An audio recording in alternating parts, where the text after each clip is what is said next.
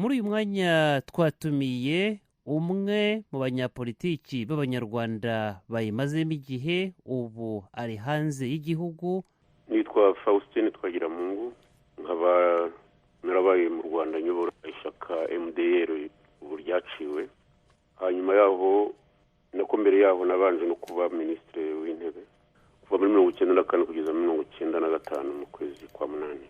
Ubu rero nkaba ndi umukuru w'ishyaka RDI Rwanda Rwiza, nkaba nyobora n'impuzamashyaka yitwa CPC, nkaba mba mu Bubiligi. Ndabasuhuje bwana Faustin Twagiramungu kandi ikaze ku ijwi ry'Amerika. Murakoze cyane, nanjye ndabashuhuje. Murakoze cyane bwana Twagiramungu. Mu mwaka wa 2003 itegeko nshinga u Rwanda rugenderaho ubu rimaze kwemezwa, mwari umwe mu biyamamarije kuba perezida w'igihugu mushingiye ku itegeko nshinga ryariho. Iri tegeko risanzweho ni iki mu by'ukuri? Akarusho karyo kuri demokarasi ku banyarwanda ni akahe? Akarusho k'itegeko nshinga kuri demokarasi, iyo constitution cyangwa itegeko nshinga iyo ari yo yose iyo yatowe n'abaturage bakayemeza igomba gukurikizwa ukwiri. Nko mu myaka y'ibihumbi 2003 byaragaragaraga ko manda y'imyaka 7 gukuba kabiri iramutse ikubwe kabiri ubwo n'imyaka 14 twumvaga twese byari bihagije. Ibyo rero akaba ari akamaro kanini cyane uko byemejwe na rubanda, ko byemejwe na za referendum zavuze ko baryemeye. Nkaba nibwira ko ariko rigomba kuzakomeza. Ntabwo kamaro ngewe mbona twese abanyarwanda, yaba perezida wa repubulika, y'abantu bavuga ko bari mu nteko, bagombye kujya bemeza amategeko agakurikizwa ntahindagurwe ngo kubera ko ngo hari ibindi byaje bigizwe n'abantu bamwe gusa cyangwa se bigizwe n'agatsiko cyangwa se bigizwe n'umuntu. Nicyo nahereyeho ngira nti akarusho nakaye kubera ko iri tegeko nshinga mwiyamamarijeho muri 2003 bwana Twagiramungu ryemejwe n'abanyarwanda muri kamarampaka, none ubu mwe kuba ubusabe bw'abanyarwanda bwo guhindura iri tegeko nshinga mubwumva muti? Abanyarwanda muvuga ntabwo ari abanyarwanda bigenga mu bitekerezo, ibyo kandi bose barabizi. Ntabwo abanyarwanda bashobora kwikorera ibiseke cyangwa iby'iwacu twita ibitukuru ngo babishyiremo impapuro baze bature nk'abatura inzagwa cyangwa se amashazi ibwami, ngo bicare hariya bivuye ngo twari tuje kubabwira ko dushaka kuzahindura itegeko nshinga. Uko byakozwe byavugiwe ku maradiyo mpuzamahanga no ku maradiyo yo mu Rwanda, abaturage ubwabo bahakana ko batigeze bibwiriza ibyo bintu, ko babibwirijwe n'abayobozi bari mu nzego zinyuranye z'igihugu. Nkaba rero nibwira ko abanyarwanda, mugani wa mu minisitiri ataritambukira avuga ngo abanyarwanda bazi ubwenge kuko bazi ko ibyo ngibyo batabikoze abenshi bafungwa cyangwa se bakicwa. Nkaba rero nibwira ko ibyo ngibyo ntabwo nabitindaho. Nta munyarwanda n'umwe nzi waba yarafashe ya mbere ati jewe ndaje mbikoze ku bwende bwanjye. Gusa umuntu yavuga ko batakiri n'abanyarwanda gusa, mujye muvuga ko ari abanyarwanda b'ingaruzwa muheto. Ubutegetsi bwagiyeho kuva mu mwaka w'1994 kugeza magingo aya, dukoze bilan, ni ukuvuga tuvuze ibyo bagezeho byerekeranye n'ubuyobozi bw'abaturage no kubaha amahoro n'ibindi. Abo bantu basa n'abavanywamo umutima, wenda ubwonko bwe buracyari muda. Byose bigeze ubibona wowe ko abantu bikorera inkangara barimo impapuro ngo bagiye kwerekana ngo ko bakunda ngo umuntu. Ibyo byo kubingaruzwa muheto byo nibyo nemeza. Ikindi habaho politike y'amayeri, ariyo twita politike yo guhenda ubwenge, ariyo politike mbese yo kwerekana ko urusha abandi kuba wamenya ibintu no kubaroha mu byo badashoboye. Nkaba rero iyo politike yo guhenda ubwenge no kuba kugira ibintu bimeze nk'ubuhenda abana yari ikwiye kuvaho. Twashatse demokarasi kandi franchement twarayirwaniye, haba kuva muri 1959, haba no kuva mu mwaka w'1991 kugeza magingo aya. Ntabwo urumva ko abantu bazajya bafata amacumu n'imiheto ngo baze nibamara gufata igihugu bashyireho yabo demokarasi, cyangwa bibwira ko bagarura ubwami bw'abanyiginya twarabwanze. Ntabwo tuzemera ubwami bw'ibwega, ibyo babyumve batyo. Ibyo bwana Twagiramungu, umuntu uri mu Rwanda yagira ati murabivuga kubera ko muri hanze y'igihugu iterambere u Rwanda rwagezeho ntabwo murizi, intera abanyarwanda bagezeho mu bwisanzure ntimuyizi, cyangwa se ibyo abanyarwanda benshi ndetse n'abayobozi b'ishyaka rya FPR bavuga ko Kagame yabagejejeho kandi nabo bagira bati nta wundi wabitugezaho, nta wundi wabikomeza uretse Perezida Paul Kagame, bati bityo arakenewe kugira ngo akomeze ayobore u Rwanda. Mwese inteko iriho ubu bariya abaturage basabye ko yahinduka itegeko nshinga, icyo mwe cyangwa se ubutumwa inama mwayigira ni iyihe? Inama twagira inteko, nabaye nk'ubivuga dutangira, inama twagira inteko nuko yareka constitution ariyo tegeko nshinga uko ryatowe rishyirwaho. Icyo gihe wayiroberana nuko rishyirwaho nuko baryigwa. Rutaremara nabonye mu minsi ishize akanje indimi nawe yananiwe kubisobanura yitiranya ngo article 193 n'ijana. Inama nabagira nuko bakomeza itegeko nshinga uko ryari rimeze, kandi hari impamvu nyishobora gusobanura. Perezida wa Repubulika ubwo yabivuze inshuro zirenga 3 ko nta yindi manda ashaka.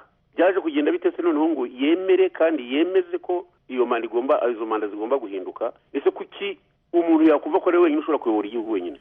Kuva muri 62 kugeza amagingo aya ngaya nta bandi bantu bashobora kuyobora igihugu koko uretse umuntu umwe. Ndagira rero ngo mubwire kuri iki kibazo ubwo wakizanye. Abanyarwanda bagomba kumenya ko igihugu cy'u Rwanda ari icyabo, ntabwo ari icy'umuntu umwe. Ntabwo abantu basezereye ingoma ya cyami ngo bagarurire ingoma ya cyami kubera ko abantu bafite imbunda n'amasasu yo kubarasa. Tumaze imyaka 42 dutegekwa n'abasirikare. Igihe cyari kigeze ko abasirikare bajya muri za kazerne bakicarayo bakareka abaturage bakabaha amahoro, bakarinda ubusugire bw'igihugu, bagatanga n'umutekano mu gihugu. Nabyo gukomeza gushaka gukirira muri ibingibi bya demokarasi y'ibinyoma niba biharira rubanda. Abantu bamaze guca akenge, abantu barize barasomye bazi demokarasi icyo ari cyo, ariko nibaduha amahoro. Naho by'amajyambere nta majyambere Kagame yagezeho arusha ayo bakayibanda bagezeho. Igihe Kigali yari utuwe n'abantu 2,000, imihanda barayikoze, ibiraro byarakozwe, amatara yaraje, inzu zarubatswe.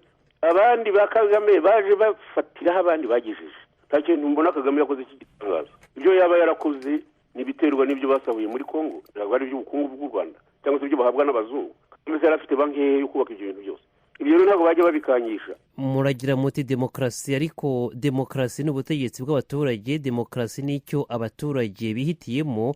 None dukurikije imibare yagaragajwe n'inteko, bariya abanyarwanda, bariya abaturage batora batangaza icyo bifuza, muragira muti babaye ingaruzwamuheto, bashyizweho igitugu ariko nta kibigaragaza. Muvuze ko n'umwe mu bategurira itegeko nshinga Senateri Tito Rutaremara atabisobanuye neza. Ubutaha nzamushaka tuganire nawe igihe tubwira kuri iki kibazo. Ariko se ko abaturage bahagurutse, mwavuga mute ko atari demokarasi mu by'ukuri? Ariko se bahaguruka mbere y'umwaka wa 2016 na 7 kubera iki? Barahagurutswa kubera ko ababaha imfashanyo bavuze ko umuntu uzongera kugira manda cyangwa se agahindura itegeko nshinga, ahindura izo za manda zatanzwe, batazabyemera. Nta kindi cyabahagurukije. Abo rero baratangira bajya mu baturage barabahinda amafaranga 5,000 ni mwikorera inkangara mu jyana i Kigali, mubeshye rubanda, mubeshye abazungu bashebuja, babeshye bashebuja ko abaturage ngo babishaka. Niba babeshye bashebuja ariko babeshye abanyarwanda. Urumva se? Ntabwo abo banyarwanda babikoze babivanye ku mutima. Ibyo ni ibintu tuzi. Ikindi ntimugajye mushaka kubeshya rubanda namwe, wenda nibwira ko ku maradiyo mugomba kujya mubisobanura neza. Ntabwo Kagame arusha popularite Habyarimana, muzabimenye. Ntabwo Kagame arusha popularite Kayibanda. Ntabwo rero numva Kagame ko yaje ari nk'umuntu uvuye mu ijuru woherejwe na Mungu ngo aje gukora ibitangaza, ngo yazuye abapfuye, yirukanye amashitani, akiza indwara z'amoko yose, cyangwa se ngo ahindura amazi divayi n'ibindi ntazi. Uwo muntu ni muntu ki? Ugomba kwikorerwa inkangara, abantu miliyoni zirenze 3 n'igice zikaza baje ngo kuvuga ko ngo uwo muntu ari we bashaka. Mu by'ukuri koko niwe bashaka se kubera ko ntawe yishe data? Niwe bashaka ko nta cyaharangwaho? Rero ubundi nabonye avuga ngo birababaje cyane ngo kubona ngo bafunga ngo umusirikare ukomeye nka Karake, ngo noneho natwe basigaye batwita bicanyi. Byenda gusetsa nk'ibyo muri kinyamateka. Ubundi Bwana Twagiramungu, icyo ni ikindi kibazo muzamuye ntifuza ko twavugaho muri iki kiganiro cy'uyu munsi. Sinzi kandi niba mufitiye ibimenyetso simusiga, ariko se ngaho ibyo by'abaturage iyo abantu batangiye kubimbaza yega ndakuze. mukomoje ku ijambo mugira muti abaterankunga abaha inkunga u Rwanda bifuje ko buri mu perezida wa Afurika ndetse no mu Rwanda yajya agira manda ebyiri gusa, ariko ibyo abanyarwanda ari abaturage ari n'abayobozi ndetse na perezida Paul Kagame nawe ubwe ejo bundi yumvikanishije neza ko abanyamahanga atari bo bazi inyungu z'abanyarwanda, atari bo bazi neza icyo abanyarwanda bifuza n'icyo bagamije kugeraho kurusha abanyarwanda ubwabo. Ahubwo hari n'uwagira ati ibyo muvuga by'abaterankunga bashaka manda ebyiri nabyo ni igitsuri ku munyarwanda. Yagira ati bimwaka agaciro ke, bimwaka demokarasi ye n'ubwisanzure bwe. Aha mwabisobanura mute ko bisa nk'aho ari ukwivuguruza? Ibyo ari byo byose ntabwo nakwirwa ntina kuri ayo magambo. Niba Kagame abona ko arusha abantu bose ubwenge azitoresha, ariko azamenye ko mu by'ukuri niba yitorishije abanyarwanda batazicara gusa. Se harya we kuki yafashe intwara akarwana byari bitewe n'iki? Nuko nta demokarasi yari ihari, nuko baje batubeshya, uretse ko bari bafite ibindi bakinze inyuma. N'abandi banyarwanda babona ko nta demokarasi ihari nabo bazakora nk'ibyo yakoze, kuko nibwira ko nta bwenge afite cyane bwo kurusha abandi kugera ku buyobozi bw'igihugu banyuze inzira yanyuzemo. Ngira ngo nicyo ashaka. Ariko ubundi turarambiwe rega, turambiwe ubutegetsi bwa gisirikare. Nakubwiye ko ari imyaka 42. Habyarimana yategetse 21, ubona bageze kuri 21. Bari bakwiye kurikiraho bakamenya ko abantu bize, bakamenya ko abantu bashobora gukora politike, ko bakunda igihugu cyabo nguko nabo bagikunda. Ese ni ukuvuga iki? Ko ni ukuvuga ko Kagame hagejeje ahangaha nta wundi waharenza, ko nta wundi wakora ibyo Kagame yaba yarakoze, ko bose bagiye bakora iby'uruhererekane kuva muri 62 kugeza ubu. Se ikintu mukangisha Kagame yaba yarazanye gishya mu Rwanda ni iki? Isuku. Ahubwo se nabarute azane demokarasi. Ibyo bindi byose byo gukangisha ngo bya todo de croissance ngo ni 7 ngo n'8 kwijana, ibyo ni ibintu by'iterabwoba. Ibyo ngomba kujya mubibwira baswa, kuko natwe turabizi abanyarwanda akaga barimo turakaza. Muragira muti bwana Twagiramungu ibyo Perezida Paul Kagame yakoze nta utabikora. Natangiye mvuga nti muri 2003 mwiyamamarije umwanya wa perezida w'igihugu mushingiye ku itegeko nshinga ririho ubu rishobora kuba ryahindurwa cyangwa ritahindurwa. Muri 2017 murateganya kujya mu Rwanda kwiyamamariza umwanya wa perezida? Dusorezaho. Ariko ikibazo abantu bakunze kukimbaza, birumvikana ni ngombwa. Nababwiye ko ndi umunyarwanda, igihe constitution itambuza ntawe ngomba kubwira ngo sinzaza. Yenda umunyarwanda nta muntu uzamuza kwiyamamaza. Nicyo gisubizo naguha, nta n'ikindi. Nta muntu numva wajya mu nzira ngo ntuze ntuyamamaze. Icyo nzi nuko nimwe visa muri passport y'imbirigi, mfite carte de citoyen hano iwanje, nibyo bita ngo carte consulaire y'ambassade ndayifite, natwe passport barayinyima. Ntabwo rero noneho wenda nzanyura izo nzira, ariko nta muntu uzamuza kuza mu Rwanda igihe cyose nzaba nshaka kwiyamamaza. Babishyire mu mutwe, babifate gutyo. Igihugu ni icyacu, ntabwo igihugu ari icyabohojwe na Kagame n'abo yazanye, nabo yatangiye kwahukamo abarimbura. Ni naho narangiriza. Naho murangirije. Ndabashimiye bwana Faustin Twagiramungu, tuvuganye ari mu Bubiligi.